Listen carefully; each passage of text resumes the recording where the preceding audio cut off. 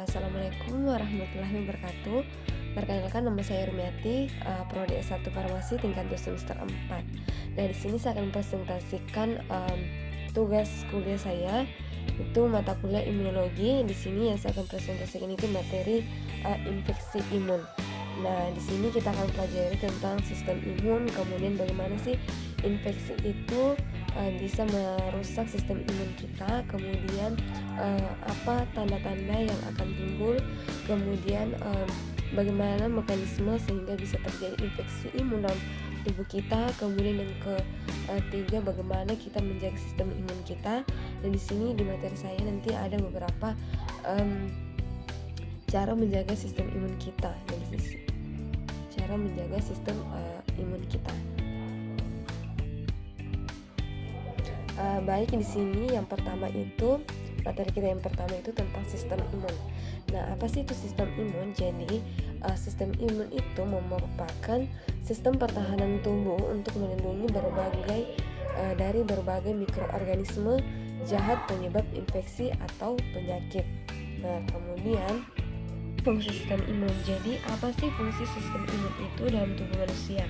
Jadi fungsi sistem imun dalam tubuh manusia itu adalah untuk menjaga dan melindungi tubuh agar selalu tetap sehat. Nah, ada pun beberapa hal yang dapat dilakukan atau beberapa hal yang dilakukan sistem imun itu ada beberapa cara. Yang pertama itu menjauhkan penyerang seperti kuman, kemudian menghancurkan antigen, dan ketiga memberi seberapa besar faktor dapat ditemukan oleh antigen jika berada dalam tubuh.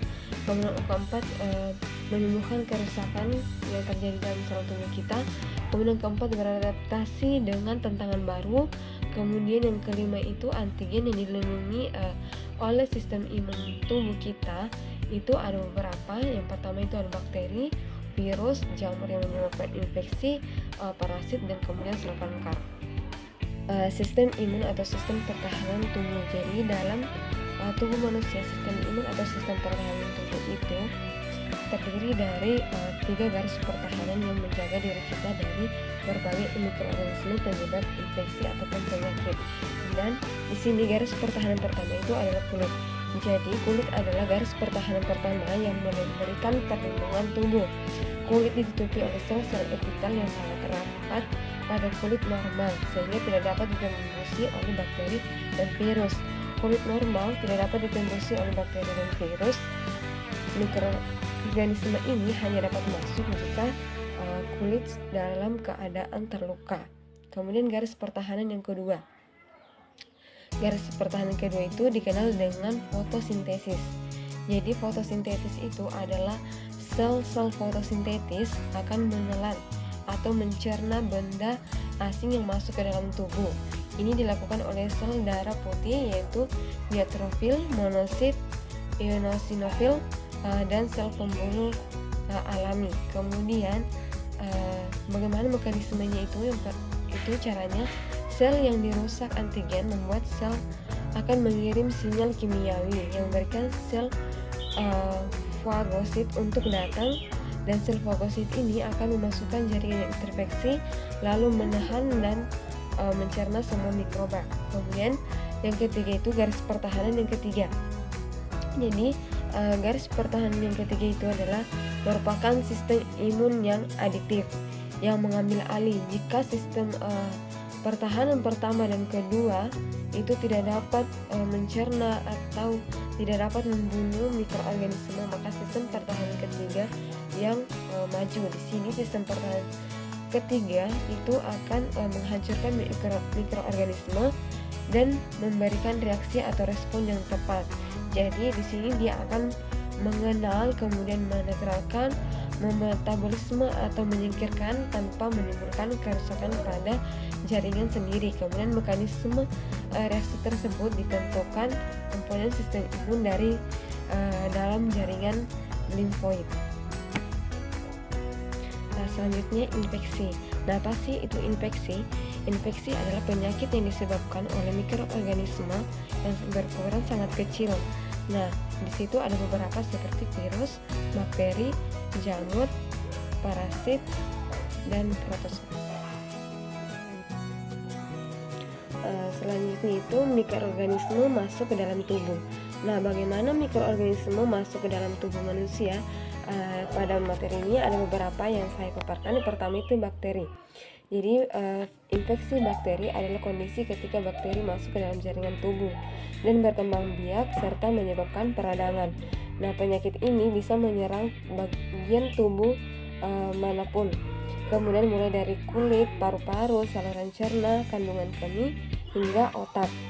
Kemudian yang selanjutnya itu virus. Jadi infeksi virus adalah penyakit infeksi yang disebabkan oleh virus yang bisa menular dari orang satu ke orang yang lainnya. Akan tetapi infeksi virus juga ini dapat menular atau masuk ke dalam tubuh manusia sehingga menyebabkan infeksi itu dari gigitan hewan ataupun benda yang sudah terkontaminasi dengan virus. Infeksi virus. Nah, infeksi virus adalah penyakit infeksi yang disebabkan oleh virus. Infeksi ini biasanya menular dari orang ke orang lain, akan tetapi infeksi virus juga dapat menular oleh gigitan hewan atau benda yang sudah terkontaminasi dengan virus. Nah, virus itu sendiri adalah mikroorganisme yang berukuran sangat kecil dari bakteri. Mikroorganisme ini hanya terdiri dari inti materi genetika yaitu DNA dan RNA serta lapisan pelindung berupa protein. Selanjutnya itu jenis infeksi virus berdasarkan organ yang terkena. Yang pertama itu pada saluran pernapasan. Virus pada saluran pernapasan. Infeksi virus ini menyerang sistem pernapasan atas dan sistem pernapasan bawah. Infeksi virus pada sistem pernapasan itu dapat memengaruhi beberapa organ seperti hidung, sinus, tenggorokan, dan paru-paru. Pada umumnya, infeksi virus ini menular ketika percikan ludah atau batuk penderita infeksi terhadap orang lain. Penularan juga dapat terjadi jika seseorang sering menyentuh hidung atau mulut tanpa mencuci tangan terlebih dahulu serta menyentuh benda yang sudah terkontaminasi oleh virus. Kemudian pada pencernaan, infeksi pada saluran pencernaan memengaruhi organ pencernaan seperti usus dan lambung. Jenis virus ini memengaruhi sistem pencernaan seperti lambung dan usus. Jenis virus ini menyebar melalui makanan atau air yang terkontaminasi oleh feses atau tinja penderita. Kemudian selain itu, menyentuh mulut atau makan tanpa mencuci tangan dengan benar-benar dan bersih setelah buang air besar juga dapat menyebabkan penularan. Kemudian salah satu contoh infeksi virus pada saluran pencernaan adalah gastritis. Penyakit ini disebabkan oleh berbagai macam jenis virus yaitu rotavirus, astrovirus, dan adenovirus. Kemudian infeksi virus pada kulit. Infeksi virus pada kulit itu menyerang kulit dan dapat menimbulkan ruam, luka atau benjolan di kulit. Kemudian umumnya infeksi virus pada kulit itu menyebar melalui percikan ludah atau bersin dari seseorang yang sudah terinfeksi atau penderita. Selain itu, penularan juga dapat terjadi melalui sentuhan pada cairan di kulit luka atau gigitan serangga, gigitan nyamuk juga dapat menyebabkan virus yang menyebabkan infeksi pada kulit. Kemudian di sini ada beberapa contoh infeksi virus pada kulit yang disebabkan oleh virus. Ada beberapa, di antaranya yang pertama di sini cacar air. Nah, cacar air ini disebabkan oleh virus yang bernama Varicella zoster. Kemudian campak. Campak ini disebabkan oleh kelompok virus Paramyxovirus. Kemudian Molluscum contagium yang disebabkan oleh virus Mollasum contagium. Kemudian disebabkan oleh kelompok virus Alphavirus yang ditularkan melalui gigitan nyamuk Aedes aegypti. Kemudian selanjutnya itu ada juga infeksi pada kelamin, pada organ kelamin. Jadi infeksi pada organ kelamin menular melalui hubungan seksual yang sering berganti pasangan atau tidak menggunakan alat seperti seperti kondom. Kemudian jenis virus ini menimbulkan ruam dan benjolan pada kelamin. Nah, beberapa di sini penyakit akibat infeksi virus pada kelamin di sini adalah yang pertama itu kutil kelamin. Nah, ini disebabkan oleh virus yang bernama Human Papillomavirus atau HPV. Kemudian kedua itu herpes genital. Herpes genital ini disebabkan oleh infeksi virus dari herpes simplex HCV. Selanjutnya di sini gejala infeksi virus. Nah, gejala infeksi virus itu sangat bervariasi tergantung dari organ yang terkena. Seperti pada tadi yang sudah saya jelaskan sebelumnya, pada pencernaan, pada organ kelamin, kemudian pada kulit dan juga pada sistem pencernaan.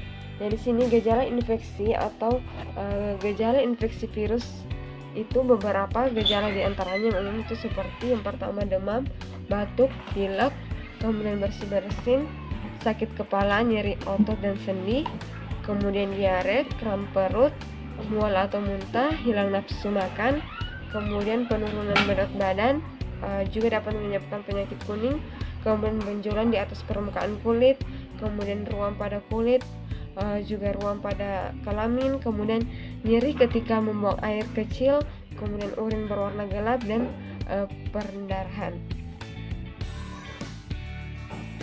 Selanjutnya itu infeksi yang diakibatkan oleh bakteri. Nah, infeksi bakteri adalah kondisi ketika bakteri masuk ke dalam jaringan tubuh lalu berkembang biak dan menyebabkan peradangan.